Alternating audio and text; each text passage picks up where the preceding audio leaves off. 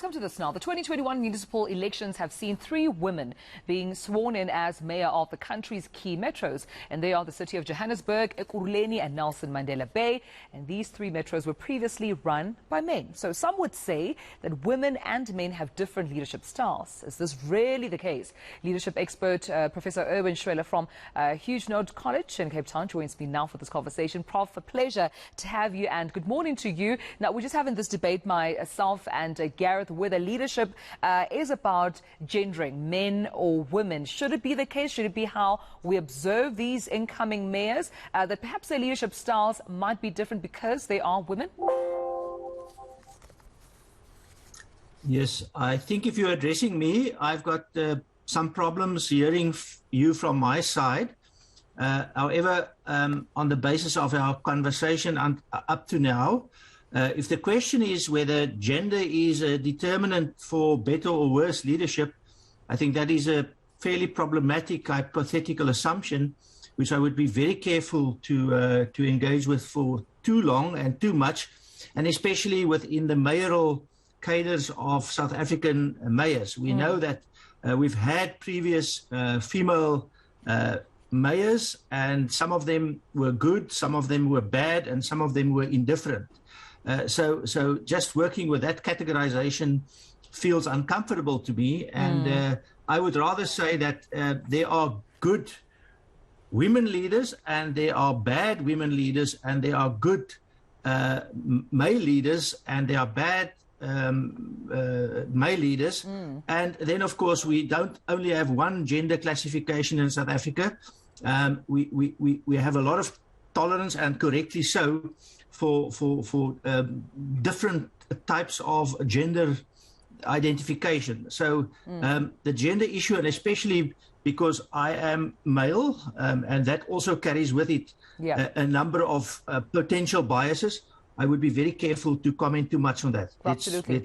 Let me just leave it there. Yeah, absolutely. And you're right in answering my question, and I apologize for the audio issues there, Prof. But my next question then is, what leadership qualities are needed to run these municipalities? Because you're absolutely right. There has been bad leadership we've all witnessed in the past, and there seems to be, an almost anticipation for change with these incoming mayors around the country, so to speak. What is the leadership quality, therefore, needed to run these cities, and rather metros in particular?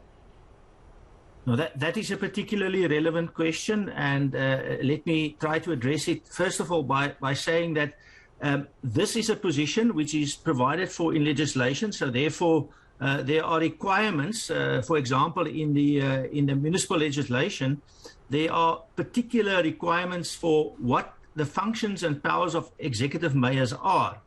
And this essentially comes down to they must strategically consider the needs of the people. They must then draft policies and plans. They must make sure that they harness and mobilize the resources to implement these policies and plans to deal with the needs of the people. They must monitor and evaluate that, and they must also give account or be accountable to their councils and their communities. Now, that is a requirement which links up to the democratic nature of our constitution, and it sets high bars for leadership, because obviously that means that these leaders have to be professional, ethical, and they must base their decisions on evidence-based governance rather than being political, populist, and unethical, without integrity, and be out of touch with their government, the people whom they govern. Maybe just a quick further point, and that is that we have seen many examples of bad leadership. So you must not be corrupt. You must not be involved in all kinds of political shenanigans which deals with your personal or your party political interest. And we see the results of doing that, because you then do not get elected. The current reality for the ANCs is that they are being judged by the populace, but also by other politicians in terms of what has happened in the past. So whatever happened in the past is not an example of good leadership in many cases, not in all cases as well. Yeah, well, leadership expert Professor Erwin Schwella, I appreciate your time this morning. An important conversation around leadership qualities and styles that are expected, of course, of our leaders. Thank you so much for your time.